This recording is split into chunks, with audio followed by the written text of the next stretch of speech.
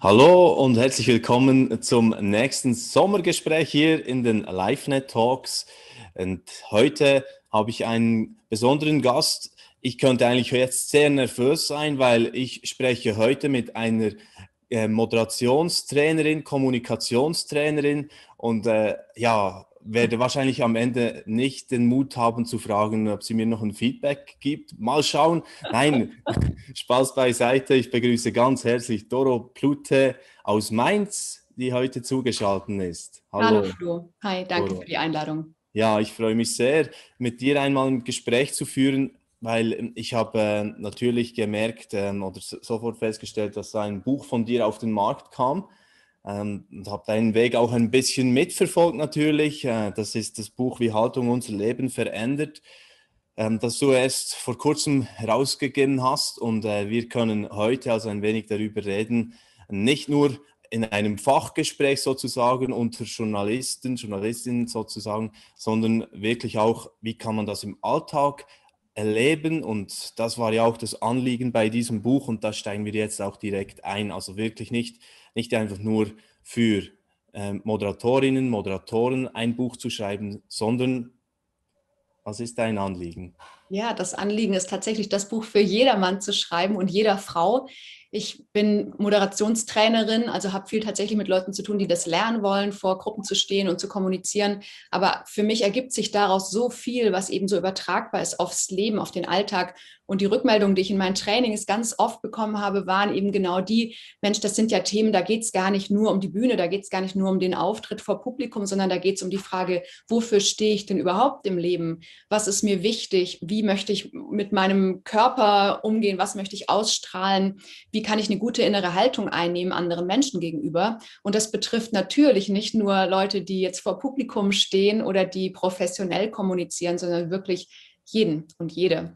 Und das war die Idee für das Buch, zu sagen, ich gehe den Körper durch, von den Füßen bis zum Kopf in 12 Kapiteln, gucke erstmal immer aufs Außen, also auf die Frage der Körpersprache, was vermittelt die, was können wir in dem Bereich falsch machen oder was ist vielleicht eher kritisch zu betrachten, aber eben auch, was können wir gut machen und wie können wir da eine gute Ausstrahlung haben und dann immer nach innen zu schauen und zu sagen, was ist der Innenwert, den ich persönlich dann diesem bestimmten Körperteil zuordne und der auch was ausmacht an unserer Haltung, an unserer inneren Haltung und dann auch wieder Einfluss hat auf die äußere, weil es hängt ja immer zusammen, äußere und innere Haltung. Genau. Und um hier jetzt mal gleich so beispielhaft eigentlich zu zeigen, dass es eben viel größer ist als nur die Moderation von vielleicht einer Talksendung oder was es jetzt auch immer für ein Auftritt ist, sondern das wirklich für den Alltag gilt, nämlich da nur so ein Ausschnitt. Da schreibst du, positionieren Sie sich, sei es, wenn Sie im Kollegenkreis eine Idee einbringen, bei der nächsten Gartenparty das Wort ergreifen oder Ihre Kinder bitten, das Zimmer aufzuräumen. Also es geht wirklich um Situationen, die jeder Mann, jede Frau antrifft. Was heißt Ja. das genau für dich mit diesem Positionieren? Mhm.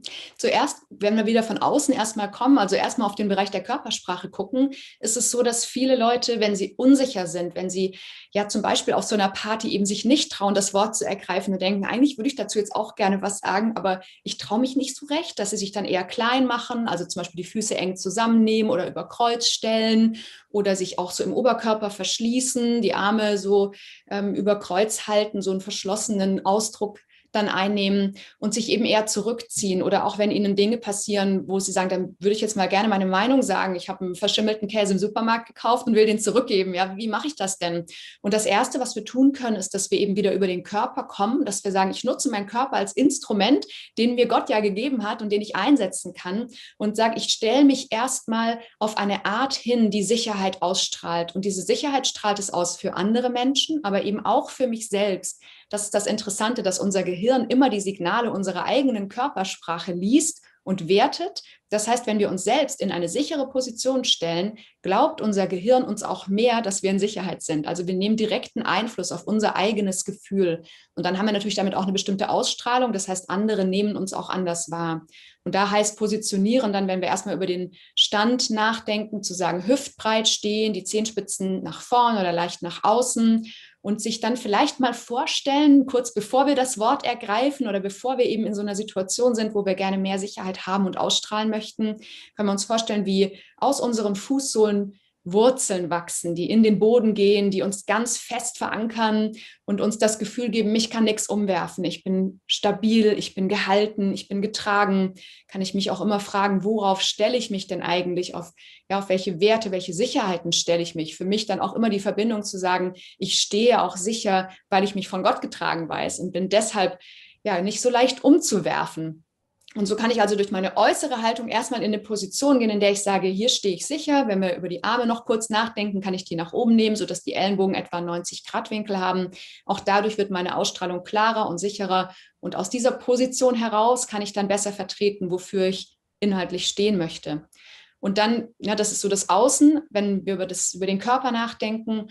Und darüber hinaus finde ich es wichtig und wertvoll, sich eben auch zu fragen, wofür stehe ich denn eigentlich sonst noch? Also für welche Werte stehe ich denn? Und wenn ich mir das einmal bewusst mache, in einem ruhigen Moment mich frage, was ist mir eigentlich wichtig? Was möchte ich rüberbringen? Was sollen Leute wahrnehmen, wenn sie mich sehen und erleben? Welche Werte sollen damit verbunden sein? Und mir das mal aufschreibe, oder in meinem Buch gibt es eine Checkliste, wo wir ankreuzen können, welche Werte sind mir besonders wichtig. Und dann hilft das eben auch in diesen Situationen. Wenn ich beispielsweise Klarheit als Wert definiert habe für mich, dann ist es leichter in der Situation auch klar zu sein, wenn es drauf ankommt. Oder wenn ich Freundlichkeit als Wert definiert habe, entsprechend freundlich zu sein, auch wenn andere es vielleicht nicht sind. Oder wenn ich Geduld als Wert habe, zu sagen, okay, das ist der Wert, für den ich stehen will. Es ist gerade schwer, aber ich habe das klar für mich, dass das etwas ist, was mir wichtig ist, und dann kann ich es auch leichter vertreten. Ja, genau.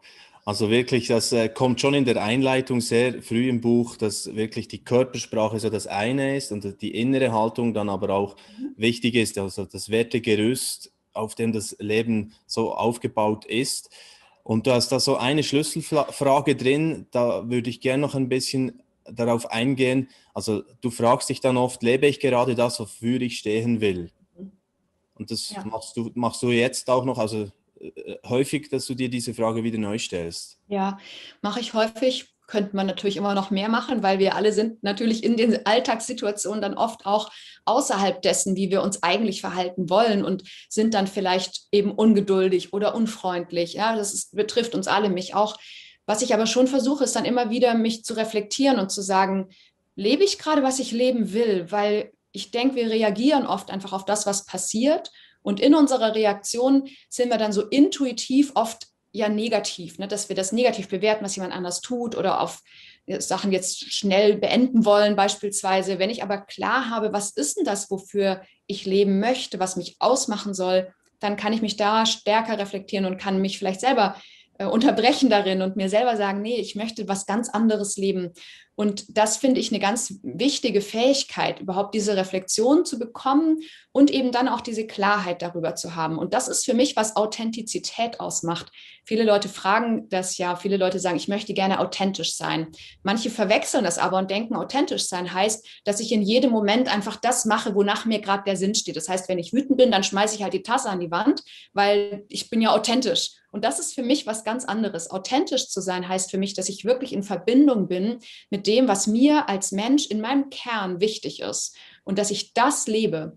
Und das zu leben, gerade dann, wenn die äußeren Umstände es uns schwer machen. Ich finde, das ist die hohe Kunst, in der wir uns dann aber trainieren können, wo wir uns erinnern können, jetzt ist eine Situation, da kann ich mich dafür entscheiden, diesen Wert zu leben. Da kann ich mich entscheiden, Liebe zu leben beispielsweise. Oder da kann ich mich entscheiden, Offenheit zu leben, auch wenn im Moment alles in mir sagt, weg mit diesem blöden Menschen oder sowas, ja, oder ich möchte mich zurückziehen. Und wenn ich dann sage, nee, Offenheit ist mir ein wichtiger Wert, ich möchte jetzt offen diesen Menschen nochmal begegnen, offen auf ihn zugehen, dann ist das für mich Authentizität, weil ich sage, ich bin in Verbindung mit dem, was mir als Mensch wichtig ist, wofür ich stehen will. Also wenn man jetzt das so betrachtet, könnte man sagen, eigentlich Kommunikationstraining funktioniert nicht ohne ein so ganzheitliches Lebenstraining sozusagen, oder? Ja, das hängt für mich ganz eng zusammen tatsächlich. Ich denke, dass wir viele lernen können an Techniken, an Tools, dass wir funktional arbeiten können, sprich, ich kann Leuten beibringen, wie sie in einem sicheren Stand sind und dadurch auch Sicherheit vermitteln. Aber wenn wir dann einen Schritt weiter gehen und gucken, was ist denn in Situationen, in denen ich wirklich angegriffen werde als Mensch, oder in denen ich mich echt unwohl fühle, was mache ich dann? Und dann reicht es aus meiner Sicht eben auch nicht mehr rein über diese funktionale Ebene zu kommen. Die hat schon ihre Berechtigung und die kann auch viel bewirken, aber es geht mir nie rein um Technik. Das ist, was ich meinte, dass ich eben in den Trainings dann oft angesprochen werde, dass das so ein umfassendes Thema ist, weil ich immer diese Ebene tiefer gehe, zu sagen, was steckt denn an innerer Haltung dahinter? Und immer auch die Frage, möchte ich das so? Oder möchte ich das nicht? Und das ist eben auch was, wo manche denken, ich bin dem so ausgeliefert. Ja, wenn ich mich mies fühle, dann reagiere ich halt so und so. Und das ist so, weil ich eben als Mensch so bin, weil was auch immer meine Eltern auch schon so waren oder weil ich es nie anders gelernt habe oder so. Und da finde ich gut, einmal nochmal drauf zu gucken und zu sagen, möchte ich das weiterleben? Ja, dann okay, dann kann ich auch sowieso als Trainerin gar nichts tun, weil wenn die Leute sagen, ich will mich gar nicht verändern, dann ist es so, wie es ist. Aber viele sagen halt, ich würde gerne eine bessere Lösung haben, ich hätte gerne eine andere Lösung, aber ich weiß nicht, wie ich da hinkomme. Und da versuche ich eben anzusetzen und ja, Hilfestellungen zu geben für neue Ansätze und für ja, vielleicht auch eine neue Haltung. Mhm. Ja, und in diesem Bereich, wo du ja heute aktiv bist als Beraterin, als Coach, da hast du ja selbst natürlich zuerst auch durch eine Schule gehen müssen oder hast dir vieles angeeignet. Das ist ja oft so. Also eigentlich ist, ja, was hast du jetzt gesagt? Du bist gut 40 und ein gutes Alter für ein Buch rauszubringen wahrscheinlich, oder? Vieles Witzig, ist dass du erprobt. fragst.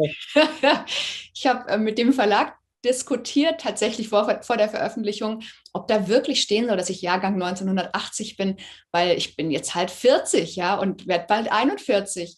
Und das fühlt sich ja auch nicht immer nur gut an, älter zu werden. Und da war der Verlagsleiter ganz erschrocken, meinte, was? Das kannst du auf keinen Fall rausnehmen. Das ist so eine wichtige und relevante Information für die Leute, dass du nicht Mitte 20 bist. Ja, weil das Bild auf dem Cover, das ist schwer einzuordnen, so vom Alter, da kann man nicht so viele Schlüsse draus ziehen. Und dann hat mir der Verlagsleiter das sehr nahegelegt, zu sagen, nein, das ist eine super tolle Aussage, dass du halt nicht mehr Anfang Mitte 20 bist, sondern dass du 40 bist und dann entsprechend auch Lebenserfahrung gesammelt hast und auch wirklich was zu sagen hast und jetzt nicht ja, so unbedarft daherkommst und eigentlich gar nichts weißt vom Leben. Deshalb feiere ich das mittlerweile und sage mir, gut, ich bin 40, das ist so cool und denke tatsächlich, das ist ein Alter, in dem die Leute es einem eher abnehmen, ja, dass man was zu sagen hat und dass man auch ihnen vielleicht in manchen Bereichen ein Stück weiterhelfen kann oder einen Impuls geben kann. Ja, und wenn du erwähnst, von wegen Mitte 20, da schreibst du ja auch im Buch da von deiner ersten Ehe, die in die Brüche ging. Da hast du Mitte 20 geheiratet gehabt schon. Und da kam dann eine harte Zeit, viel Anfeindung hast du erlebt, beschreibst du da im Buch. Und hast auch diese Gefahr kennengelernt, dich in eine Opferrolle zu begeben. So. Ja. Also ein Thema, das, glaube ich, auch stark jetzt durchdrückt, immer wieder mal im Buch, was dir dort eigentlich wichtig geworden ist, wahrscheinlich. Für mich war das zentral damals, das stimmt, das zum ersten Mal in dieser Krise wirklich zu reflektieren. Ich denke, davor habe ich auch viele gute Werte mitbekommen von meinen Eltern und einfach aus dem Hintergrund, in dem ich unterwegs war. Also ich ja, habe schon, glaube ich, ganz gute Werte auch gehabt, für die ich stehen wollte. In dieser Krise war für mich es aber zum ersten Mal so ganz notwendig zu gucken, was ist denn mein Fundament, auf dem ich stehe? Was ist denn das, was unverrückbar ist? Und was ist auch das, wofür ich selber weiter stehen will, unabhängig davon, was andere tun? Und ja, ich war in einem sehr christlichen Umfeld und habe tatsächlich leider von Christen auch viel Ablehnung erfahren. In dieser Zeit alles natürlich verständlich, weil Scheidung ist jetzt ja nichts, wofür Christen so, ja, also wo sich begeistern lassen, ne, und ich mich auch nicht, um das klar zu machen. Das war aber eben damals so. Und da war es für mich schon manchmal eine Frustration, eine Enttäuschung zu sehen, mit wie viel Härte mir begegnet wurde, mit wie viel auch Lieblosigkeit und Ablehnung. Und natürlich sind es immer beide Seiten. Ne? Ich bin da nicht als Engel durchgegangen und habe alles super und richtig gemacht. Trotzdem, was ich sagen kann, ist, dass es für mich ein Moment dann war, zu reflektieren und zu sagen, aha, wenn mich das so stört, dass mit mir so umgegangen wird, was sagt mir das denn darüber, wie ich sein möchte anderen Menschen gegenüber? Das ist das, was ich vor allem gelernt habe daraus, dass wir jede Situation, in der wir selbst uns, sei das gerechtfertigt oder nicht, ungerecht behandelt fühlen, dass wir das immer nehmen können und uns sagen können, was genau stört mich denn? Also was genau ist das Verhalten, das ich ablehne oder von dem ich jetzt so frustriert bin? Wenn ich mir das bewusst mache, kann ich mich fragen, was ist der Gegenwert dazu? Also zum Beispiel, wenn ich den Eindruck habe, die Menschen sind mir gegenüber ungnädig, wenn wir das mal so benennen würden jetzt, ja, dann könnte ich mich fragen, wenn das Ungnade ist, die mich hier so hart trifft und die ich so schlimm finde, bin ich denn selbst immer gnädig? Dann stelle ich natürlich fest, nee, bin ich nicht. Ja, das bin ich eben auch nicht. Ich bin auch nicht immer gnädig, sondern versage auch in diesem Bereich. Und dann wiederum kann ich mir sagen, aber ich stelle fest, das ist ein Wert, der mir wichtig ist und kann es definieren für mich und kann sagen, der Gegenwert also dazu ist, gnädig zu sein. Und dann kann ich mich fragen, wo kann ich das denn leben? Wo kann ich anderen Menschen gegenüber gnädig sein? Und zwar unabhängig von deren Verhalten wieder. Ja, ganz egal, was die tun, aber auch eben, wenn mir gegenüber dann was getan wird, wo ich sage, das finde ich jetzt gerade echt blöd, ja, dann zu sagen, ich kann aber trotzdem gnädig sein, weil ich für mich festgestellt habe, wie wichtig mir dieser Wert ist und auch die Erfahrung gemacht habe, wie es sich anfühlt, eben Ungnade zu erleben. Ja, immer alles unter Vorbehalt, weil das immer so, das klingt dann so vorwurfsvoll, aber ich glaube, das sind einfach diese Lernprozesse, durch die wir im Leben gehen, zu sagen, so habe ich es erlebt in dieser Situation und dann aber eben nicht stehen zu bleiben, weil die Gefahr ist eben dann, bitter zu werden, hart zu werden, vorwurfsvoll zu sein und dabei auch zu bleiben und eben in diese Opferrolle zu gehen, zu sagen, der andere hat sich jetzt so verhalten, dann kann ich ja gar nichts machen und solange der so blöd ist zu mir, muss ich ja auch schlechte Gefühle behalten und fühle ich mich immer schlecht behandelt und bin deshalb auch traurig oder verletzt oder was auch immer. Und das führt natürlich nur zu einem negativen Grundsetting. Das kann ich durchbrechen und zwar jederzeit. Und darüber schreibe ich im Buch eben auch, gar nicht mehr im Zusammenhang jetzt mit der Scheidung, sondern ganz grundsätzlich über diese Situationen im Leben, in denen wir dazu tendieren, in diese Opferrolle zu gehen, zu sagen, jemand anders hat die Verantwortung, mein Partner oder meine Eltern oder der Chef oder die Regierung oder die Deutsche Bahn oder wer auch immer das gerade ist, der vermeintlich verantwortlich ist dafür, dass es mir jetzt so schlecht geht. Und da finde ich es so wichtig, nochmal drauf zu gucken und zu sagen, na warte mal, weil das ist zwar passiert, was passiert ist, und das kann auch echt blöd sein. Ja, das will ich gar nicht bestreiten, dass Dinge passieren, die wirklich mies sind, die vielleicht auch, also ganz faktisch und auch rechtlich gesehen, echt falsch waren und verurteilenswert im wahren Sinne des Wortes. Genau. Das kann alles sein, ja, dass uns das passiert. Nur die Frage ist, bleibe ich da jetzt stehen und bin in der Opferrolle und sage, weil mir das passiert ist, habe ich jetzt auch ein Recht darauf, wirklich mies gelaunt zu sein oder eben das Opfer zu bleiben im Sinne von, dann kann ich jetzt auch nicht mehr aktiv werden, weil es mir alles genommen worden. Jetzt kann ich auch nicht mehr an mich glauben oder kann ich auch nicht mehr an Gott glauben vielleicht, weil mir so viel Negatives widerfahren ist. Und da möchte ich so gerne einladen, rauszugehen. In jeder Situation können wir das nämlich, dass wir sagen, nee, warte mal, will ich Opfer sein? Wenn ich nämlich Opfer bin, dann schiebe ich ja die Verantwortung nicht nur für das, was passiert ist, sondern für meine Gefühle, für das, wer ich jetzt als Mensch geworden bin, schiebe ich auf jemand anderen oder etwas anderes. Und wenn ich das tue und die Verantwortung jemand anderem gebe für das, wie es mir geht, heißt das gleichzeitig ja, ich kann gar nicht mehr in die Handlung kommen, weil ja jemand anders die Verantwortung hat jetzt für mein Leben, für meine Gefühle. Wenn dieser andere sein Verhalten nicht verändert, verändert sich für mich ja auch nichts. Und da sollten wir rauskommen, dass wir uns fragen, wie kann ich jetzt wieder Verantwortung übernehmen dafür, was jetzt ist, für meine Gefühle jetzt, dafür, wofür ich leben und stehen will, dafür, wie ich jetzt handeln will. Und das einfach als Beispiel mit der Gnade und Ungnade zu sagen, nee, ich möchte ein gnädiger Mensch sein, ganz egal, was mir passiert ist, weil ich mich dafür entscheide, dass dieser Wert in meinem Leben groß sein soll und dass es was ist, was mich ausmachen soll als Menschen. Und so kann ich immer rausgehen aus dieser Opferrolle. Wichtig dabei, wieder nicht in die Täterrolle zu verfallen. Das wäre die dann sagt, so, jetzt zahle ich es dem anderen mal heim. Ich übernehme jetzt die Verantwortung, jetzt geige ich dem mal so richtig meine Meinung, ja, und zahle es ihm heim oder ich räche mich. Und das wäre die Täterrolle, die hilft uns auch nicht. Was wir stattdessen brauchen, ist die sogenannte CEO-Rolle, habe ich das in meinem Buch genannt, CEO als Chef der Emotionen und Orientierung. Ich übernehme die CEO-Rolle, also die Chefrolle für mein eigenes Leben, für das, wonach ich mich orientiere, wonach ich mich ausrichte und auch dafür, was ich fühle, übernehme ich wieder die Verantwortung. Und dann kann ich was ändern, dann kann ich mich entscheiden, wie will ich denn leben? Was mache ich denn jetzt mit dem, was ist? Und wie gehe ich weiter? Das heißt, ich nehme das wieder zurück. Ich nehme die Verantwortung wieder zurück und sage, die liegt nicht mehr bei jemand anderem. Dadurch kann ich den anderen dann auch aus der Täterrolle entlassen, weil der, dem ich die Verantwortung gegeben habe, der wird ja automatisch zum Täter, wenn ich Opfer bin.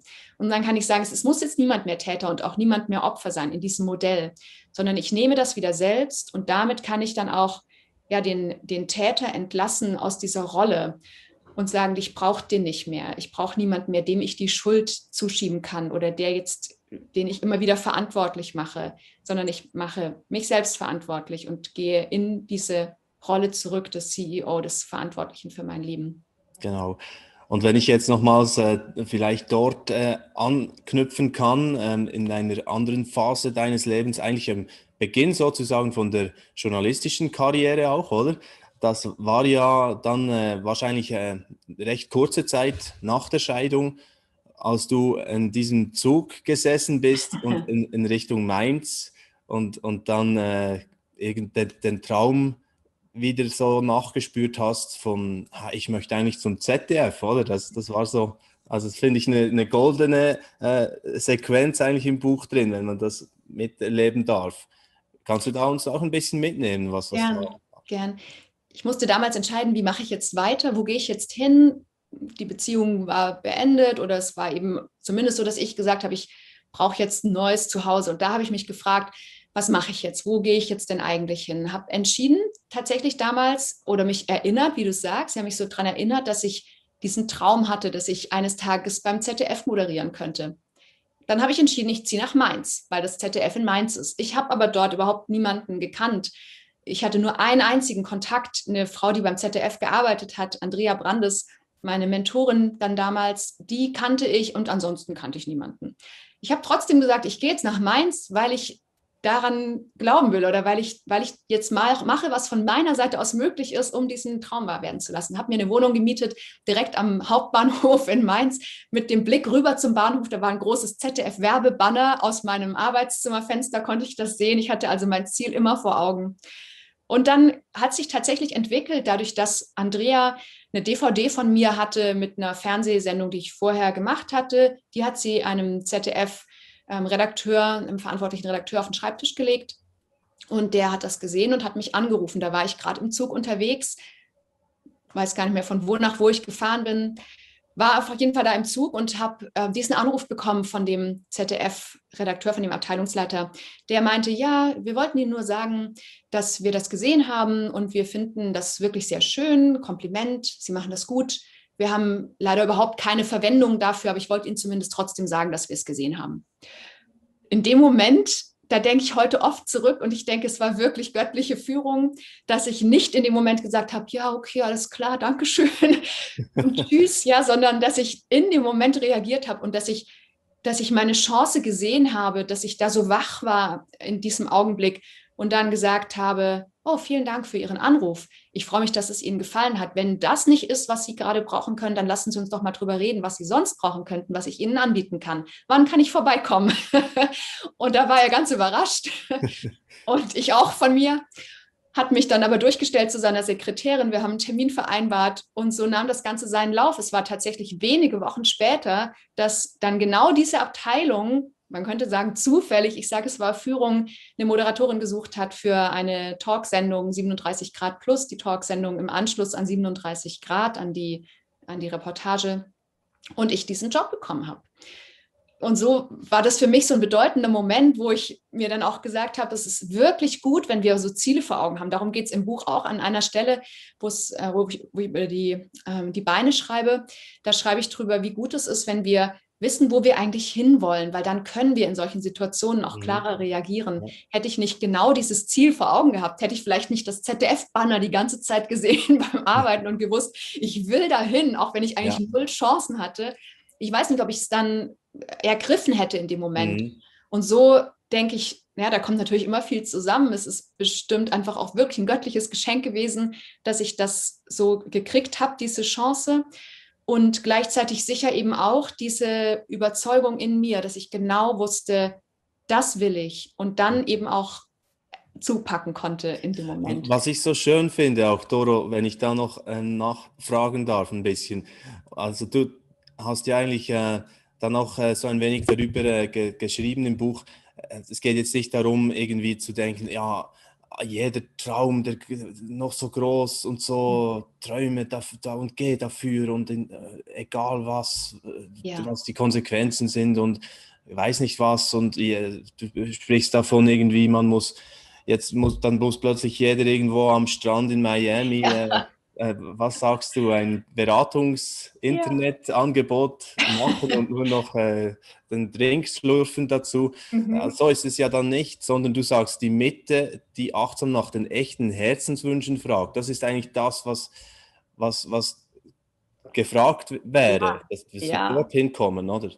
Das Finde ich ist so sehr ein spannend. wichtiges Thema. Ich denke, das hat auch mit meiner Instagram-Filterblase zu tun, weil ich da so viele Coaches in meiner Filterblase habe.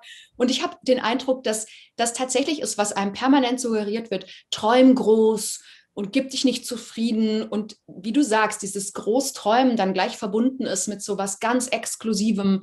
Und ich merke, wie das viele Leute wirklich verunsichert, die sagen, reicht das nicht, was ich habe? Und dass es uns dann manchmal eher unter Druck setzt oder uns das Gefühl vermittelt, mein Leben ist eigentlich bedeutungslos im Vergleich zu dem, was ich da sehe, wie andere sich ihren Traum erfüllen und ihr Coaching auf Malibu haben und eben, wie du sagst, ne, am Strand sitzen und Cocktails schlürfen.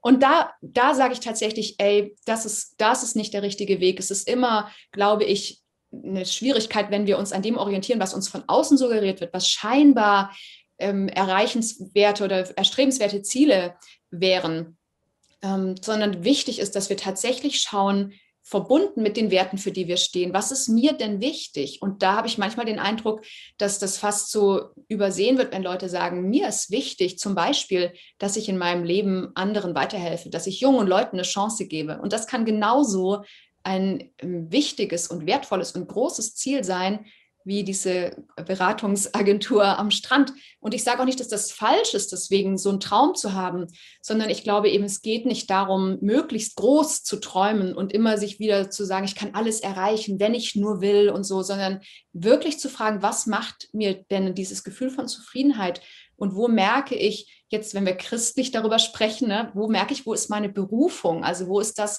wo ich sage, da bin ich im Zentrum dessen, was sich Gott für mein Leben überlegt hat. Und das ist eben nicht für jeden, am Strand zu sitzen und Cocktails zu schlürfen, sondern das sind ganz andere und ganz praktische Dinge oft. Und die sind aber in ihrer Schönheit genauso groß, weil sie genauso bemerkenswert, besonders und bedeutend sind, wenn sie für uns diese Bedeutung haben und wenn sie für Gott diese Bedeutung haben. Und sich da eben diesen Druck rauszunehmen, immer noch mehr und noch weiter, sondern zu sagen, nee, ich habe rausgefunden, was für mich ein wichtiges Ziel ist. Ja, und das kann eben was ganz Altruistisches auch sein oder das kann, ja, kann auch was vermeintlich Kleines sein. Äh, Hunde zu retten, die sonst auf der Straße leben oder so. Ja, das kann Ja. einfach das sein, was für unser Leben die Aufgabe ist und was uns dann diese Erfüllung gibt. Und das finde ich eben wichtig, danach zu gucken, das rauszufinden und wieder auch in Verbindung mit uns selbst zu kommen, uns nicht zu messen an dem, was andere Mhm. sagen oder was andere für Träume haben, weil die haben ihre eigenen und die sind auf ihre Weise wertvoll, aber unsere müssen sich damit nicht messen. Genau. Ja, und um jetzt nochmals auf diese ZDF-Karriere zu kommen, du hast ja dann diesen Job bekommen tatsächlich für ein Reportagemagazin 37 Grad, das du heute immer noch moderierst. Und schilderst du natürlich die ganzen auch Kämpfe plötzlich, wow, bist du in diesem Raum und eben da kann man sehr viel noch aus dem Buch dann auch rausnehmen, wenn man wirklich so in Situationen kommt, auch mal, also auch diese funktionalen Teile sind ja dann auch drin mit dem Atmen oder Mhm. äh, das Lachen beim Moderieren, oder? Das sieht man jetzt bei dir ja auch wunderbar. Die Ausstrahlung macht so viel aus. Und wie schreibst du es in einem Satz doch so schön? Man soll dann dem Gesicht auch melden, dass jetzt man innerlich glücklich ist, oder? Ja. Dass man Ja, es wenn du auch glücklich bist, informiere dein Gesicht. informiere dein Gesicht, der gefällt mir sehr gut, den merke ich mir. Das Ja. finde ich super. Ja, Genau. darf ich es gerade rücken? Also 37 Grad ist ein Reportageformat, das nicht moderiert ist. Es ist so, ich habe für Ah das ja, ZDF okay. 37 Grad Plus moderiert. Das ist eine Talksendung gewesen, die auch gar nicht mehr existiert. Dann habe ich noch ein anderes Format moderiert, Sonntags TV fürs Leben im ZDF im Hauptprogramm am Sonntagmorgen.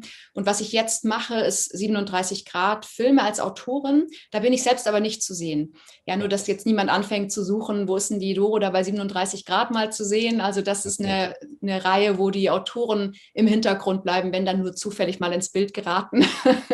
Und das, worüber du schreibst, ist aber, worüber du erzählst, was du gelesen hast, ist so eine Geschichte, wo ich tatsächlich glaube, dass die unheimlich wertvoll ist für Alltagssituationen. Nämlich als ich im ZDF-Studio stand, da gibt es immer einen Aufnahmeleiter. Das ist dann die Person, die im Studio steht, in Kontakt mit der Regie und die der Moderatorin, also in dem Fall dann mir, die Signale der Regie weitergibt. Und da gibt es unterschiedliche Aufnahmeleiter, die verschiedene Sachen sagen. Da können wir uns vorstellen, wir haben dann so 30 Sekunden bis zur Aufzeichnung. Das sind Live-on-Tape-Aufzeichnungen, also wie live, aber eben vorproduziert. Und diese Aufnahmeleiter sagen einem dann eben sowas wie noch 30 Sekunden. Und dann gibt es einen gewissen Zeitraum, bis er runterzählt. Dann zählt er eben runter, also das sind 25 Sekunden dazwischen, das können wir schnell ausrechnen. Und dann zählt er runter noch 5, 4 und dann geht's los. Und in dieser Zeit dazwischen, zwischen dem noch 30 Sekunden und dem 5, 4, da sagen die Aufnahmeleiter verschiedene Dinge. Viele sagen schöne Sendung oder viel Erfolg.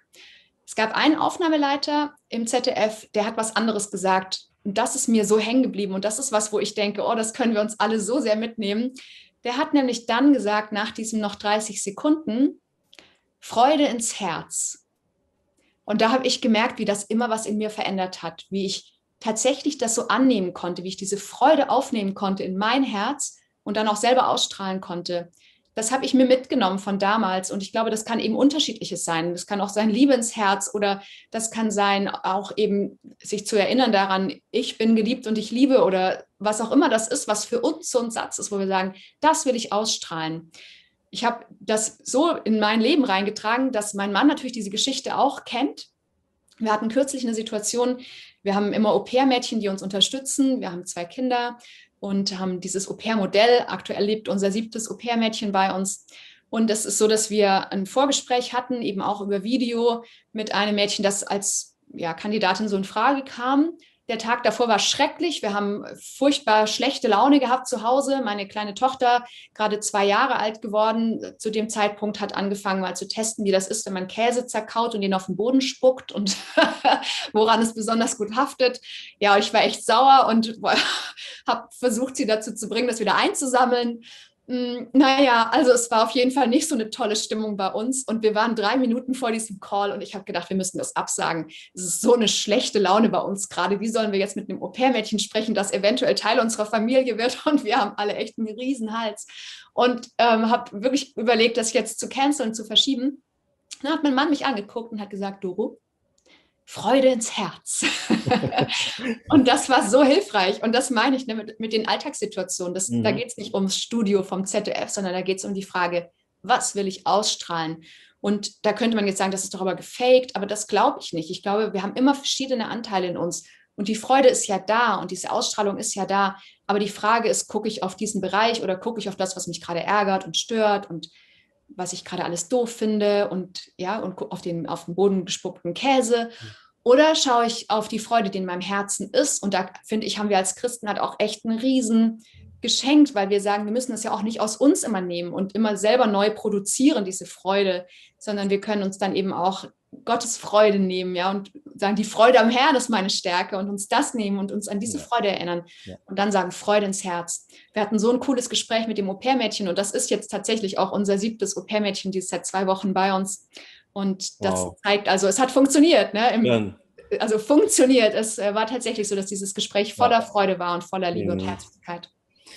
Ja, also mir geht es jetzt auch ein bisschen so zum Ende dieses Gesprächs mit dir, Doro, das Freude im Herz. Also ich hab sehr viel Spannendes mitgekriegt und nochmal Lust bekommen, tiefer zu graben noch im Buch, weil jetzt zur Vorbereitung ging es relativ zackig mal, die Sachen zu erfassen und freue mich sehr, weiter mit dir so, zumindest über das Buch, verbunden zu sein. Vielleicht auch gibt es mal wieder eine andere Gelegenheit. Hat mich sehr gefreut, dich kennenzulernen in diesem Rahmen, Doro. Und jetzt stelle ich trotzdem die Frage, wie ist bei dir so der Freudepegel zum Ende? Der Du hast es Freudepegel ist erlebt. absolut Du hast es, hervorragend. Du hattest ja am Anfang auch gesagt, du wirst dich wahrscheinlich nicht trauen, am Ende zu sagen, ob du noch was besser machen kannst. Aber weißt du, was du eben auch ausstrahlst, ist ja diese total schöne Herzlichkeit, diese Offenheit, das Zugewandte. Und ich denke immer, oder ich sage das den Leuten auch in meinen Trainings, wenn die das mitnehmen, wenn sie mitnehmen, dass sie Freude in ihr Herz lassen und dass sie sich trauen, sie selbst zu sein und offen zu sein für ihr Gegenüber, das ist so viel mehr wert als jede Technik und jedes Tool. Und das machst du so wunderbar. Insofern hast du mir auch diese Freude vermittelt und dafür danke ich ja, dir. wunderbar. Vielen Dank. Ich wünsche dir noch ganz einen schönen Sommer, Doro, Dankeschön, und wünsche ich weiter dir auch viel so. Erfüllung bei deiner Aufgabe oder deinen Aufgaben, die verschiedenen, und auch der Familie natürlich. Alles Gute, Danke. Gottes Segen. Liebe Grüße nach Mainz Das, nochmals. das wünsche ich Ciao. dir auch und vielen Dank für das schöne Gespräch. Tschüss, Danke Flo. dir. Ciao. Tschüss.